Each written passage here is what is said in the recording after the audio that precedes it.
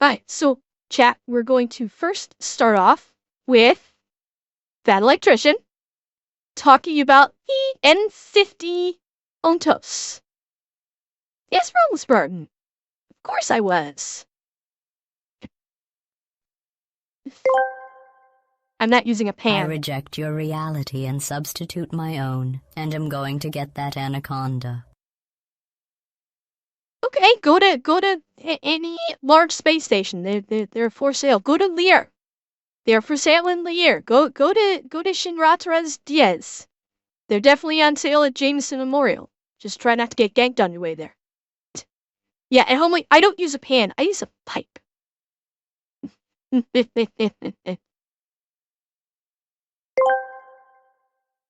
My anaconda don't want none if you ain't got fuel, hun. Alright, let's get to this. Is what you guys I like mine better.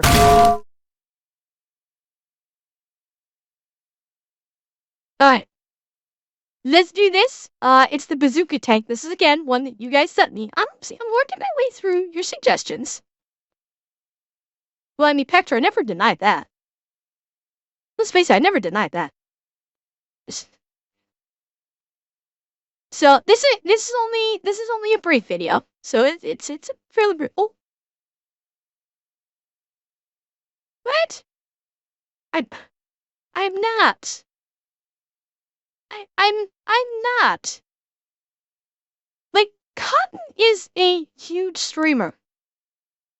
Like, there's no way I'm gonna be able to there's no way Cotton is gonna collab with me. And I don't know what if I'd be able to collab with Cotton, because I don't know what the hell I'd even say. Like, all these, the big streamers, like, people sound like, oh, you're gonna collab with Cotton, you collab with Silini, you collab with Alana, you collab with Tearshay. It's like, I do not even know what the fuck I would say if I collab with them. I don't know what I'd say, I don't know what I'd do. Like, seriously. I would be so out of my depth. I'd probably be sitting there going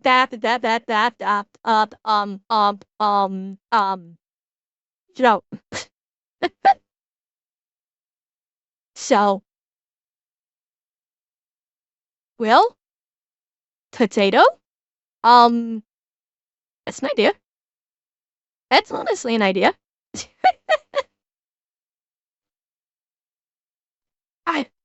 Let's jump into this, shall we? I really thought that the Mark 19 was the most Marine Corps thing to ever be invented, but I was wrong because it's absolutely this. Today we're talking about the M50 Ontos, aka the Thing.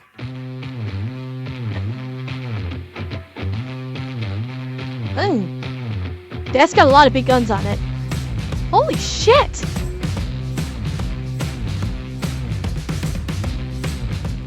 Okay, real quick, this video is brought to you by Zydax Custom Gaming PCs. They're built right here in America with American tech.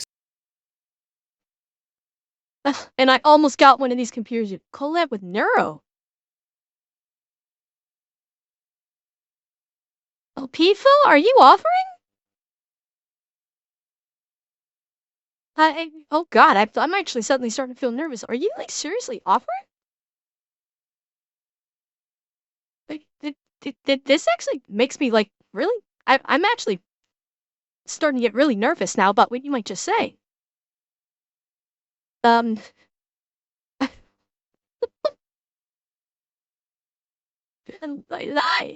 It would be interesting. It's in Worth. Oh, this is in Worth Under? Really? And they're M72 recoilless rifles. Ah.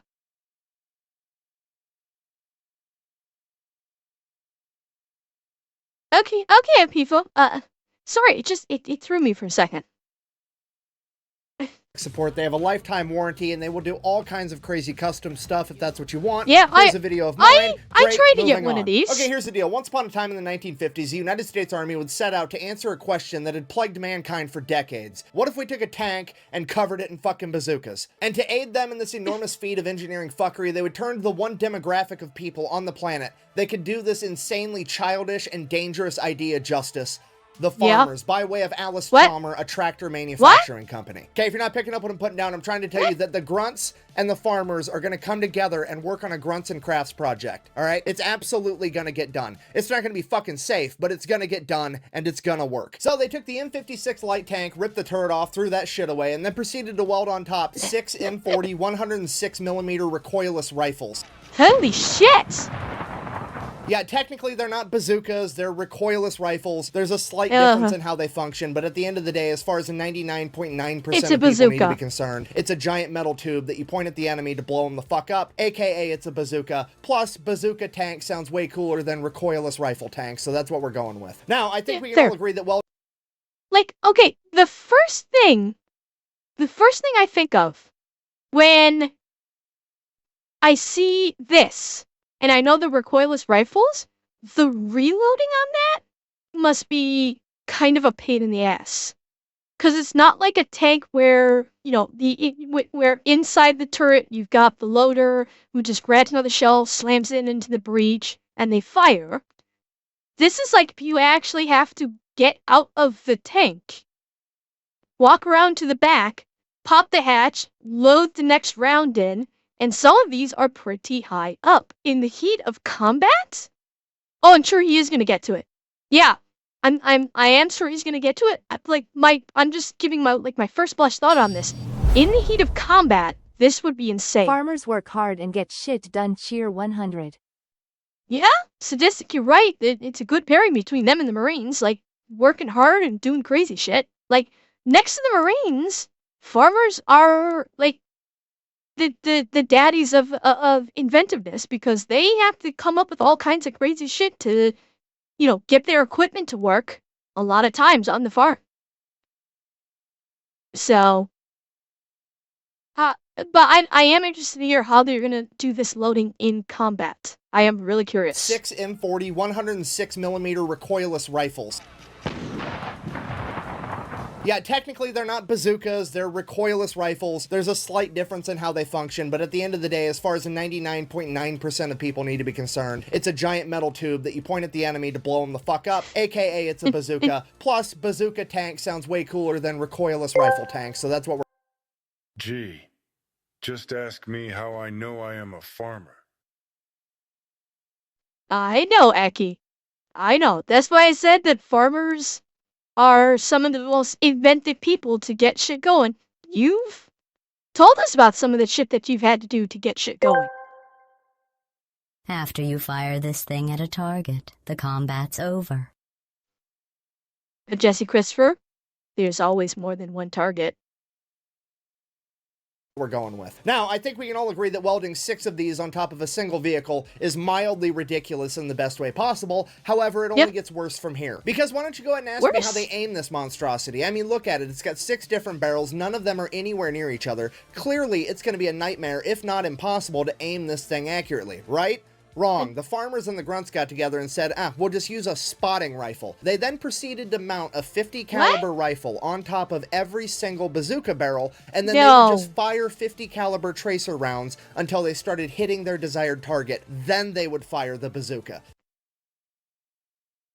Are you fucking kidding me? That is some of the most gangster fucking shit I have ever heard. We need a gun sight. Cool. Throw a 50 cal up there with tracer rounds. That is fucking badass. They're literally aiming a giant gun with a slightly smaller giant gun. I don't even know how to begin to... Okay, this needs to be done. write a punchline for that, so I'm just gonna go ahead and... Yeah. I mean, I think I used my soundboard a little too quickly. Using this would be to the enemy. Imagine you're some anonymous bad guy held up in a house or in a building somewhere, and this fucking monstrosity pulls around the corner as your butthole puckers and you realize that this is probably going to be the longest, shortest day of your life. Hi, and your Jameson. new pronouns are about to be here and over there. And then this thing aims at you, fires, and it blows a nice little hole in the wall next to you as you're like, I mean, it's not good, but it's not nearly as bad as I thought it was going to be. Oops. So the farmers finished up the prototypes and took it out to Aberdeen Proving Ground with the Army and the Marine Corps, at which point they promptly said, fire all 6 at once, we want to see what'll happen. And the sheer amount of backblast from that knocked bricks out of the wall of the bomb shelter they were in and shattered all the windows of the vehicles they used to get out there. And it is at that point that the Army said they were no longer interested in having this vehicle due to the Oh, I know where this is going. If the Army won't take it, we know who will. Need I remind everybody about that bomb? We know who this is going to.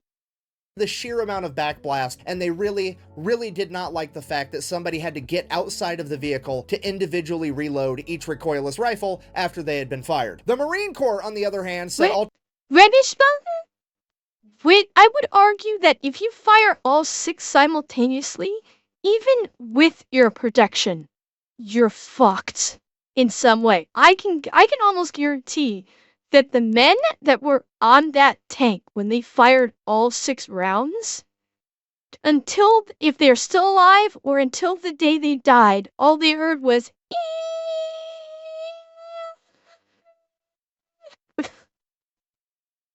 I'll take 300. The Marine Corps ordered 300 of these fucking things, which is terrifying to think about. I mean, to be honest, and it pains me to say this, but as far as logic goes, I actually have to side with the Marines on this one. The Army's over here bitching like, oh, you could get shot at while you're trying to reload. And the Marine Corps is like, we've been getting fucking shot at since 1775 without a bazooka tank. Imagine how much fun it's going to be with a bazooka tank. And I mean, to be fair, what the fuck is going to be left to shoot at you after you shoot the first 6 gigantic bazookas that general direction? Yep. And even if somebody was still alive and they did have big enough balls to pop their head up to try to shoot at you while you're reloading, you still get to shoot at them with your spotting 50 caliber fucking rifles and the 1930 caliber machine gun on it. Like, it's just... So not only do we have 50 caliber spotting scopes, there's a 30 caliber machine gun also mounted on the fucking thing. And yeah, they may be tracer rounds, that's still a fucking 50 caliber round flying at you at the speed of Mach fuck.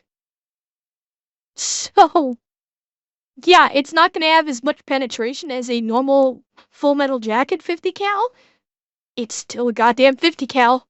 It's a win-win. And I know what you're all thinking, but how did it perform in real life and not just on the chalkboard? Thank you so much for asking. It was first deployed in 1964 to the Dominican Republic during Operation Powerback, where it promptly destroyed both the tanks that they ran across, that being the AMX-13 and an L-60. And then after that issue was resolved, all 300 of them were promptly sent to Vietnam. Okay, here's the kicker with that. There was no established battle doctrine for this weapon. There's no rules, there's no standard operating procedures, and there was no Marine Corps MOS that was designated as being responsible for this weapon, meaning there's no one guy that's like the expert. They literally took 300 of these fucking monstrosities, gave them to the Marine Corps, and said, here's your bazooka chariot, kids, have fun. Shit got out of hand.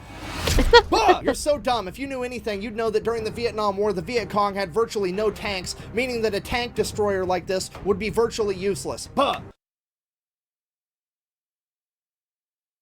Okay. Keyboard warrior Nick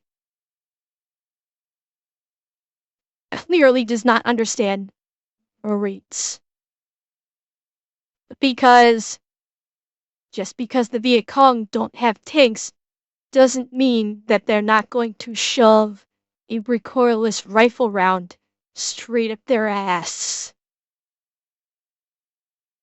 Oh, they've got a great shot for it? Oh, fucking beautiful. Well, I mean, at Rome Spartan, it's called all 6 barrels fire for effect. That alone is going to basically just remove the area where suspected Viet Cong are.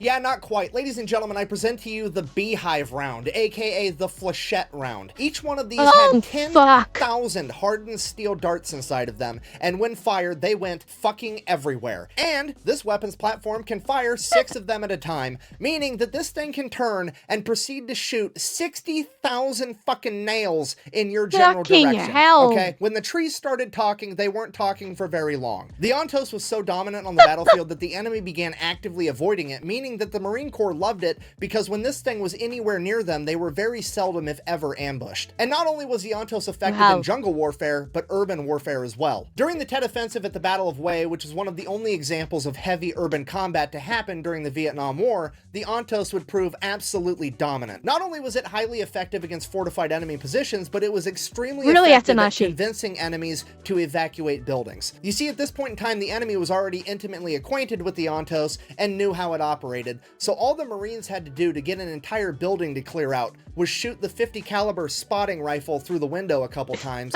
and all of the enemies would, and I quote, scurry out of the building like rats when you turn the lights on, because they knew what was going to come next after that 50 caliber round. Unfortunately, the original 300 M50 Ontoses would be the only ones ever created, and after the Vietnam War, the remaining ones would all be turned over to the U.S. Army, where they would be decommissioned, stripped down, and sold off to construction companies as tracked vehicles. Luckily, however, some of them did. I'm the Lorax. I speak for the trees. But the trees speak Vietnamese.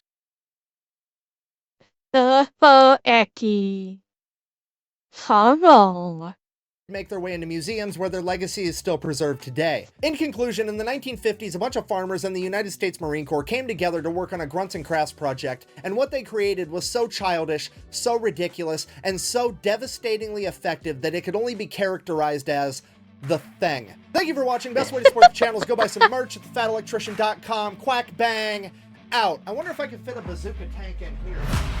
For God's sake.